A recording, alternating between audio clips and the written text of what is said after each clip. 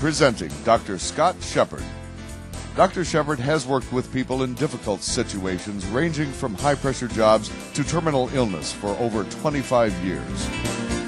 Dr. Sheperd has an uplifting message that challenges the way we look at stress. He is in demand across the United States. Dr. Scott Sheperd presents Who's in Charge? It Starts With You.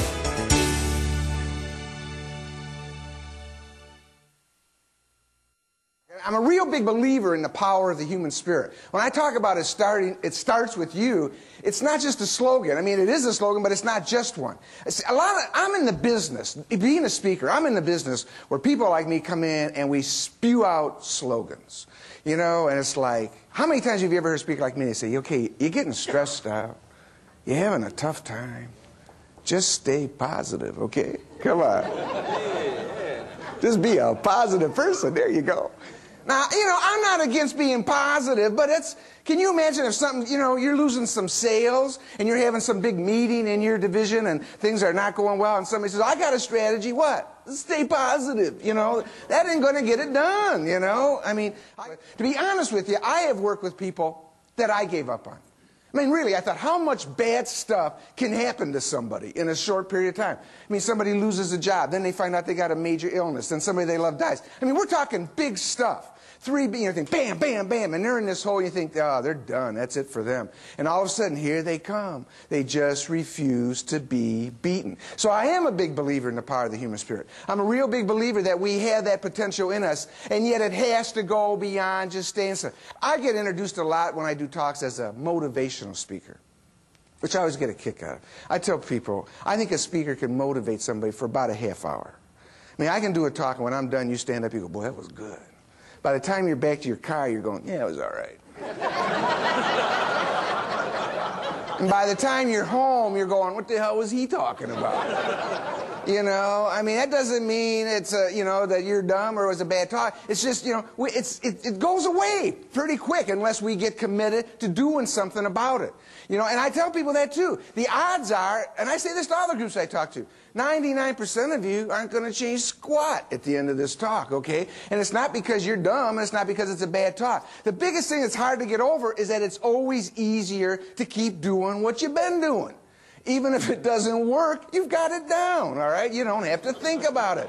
It just sort of flows right out. So when you start thinking, but it's always easy. It's, oh, yeah, I'm going to change this, and I'm going to make this, and we're going to do that. And then you walk out of the room, and then it's tomorrow. And then you get up, and, you know, so it takes a lot. This is hard stuff.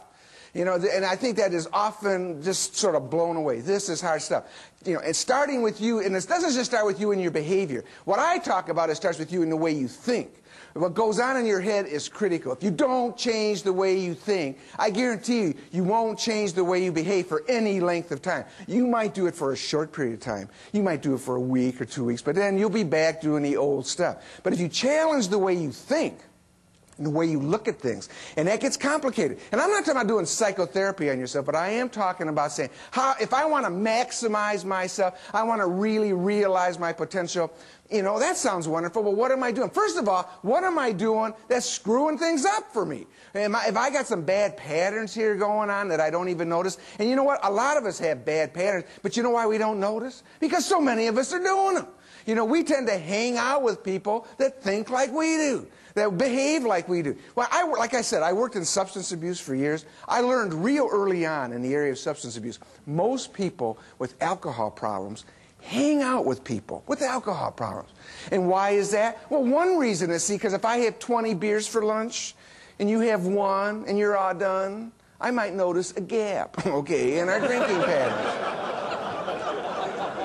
Maybe not clearly, but I'll notice there's a difference. But if you have 19 or 20, hell, I like you. You drink like me, right? We're normal. Let me ask you, when you get up in the morning, what's it like? Middle of the work week. Do you get up like this in the morning? It's good to be alive today. I wonder what new and exciting things I'm going to discover today. Or is it a little bit more like this? Oh, God. Just let there be minimum pain. That's all I'm hoping for. And at the end of the day, when you're getting ready to go in your house, you know, you're done. Do you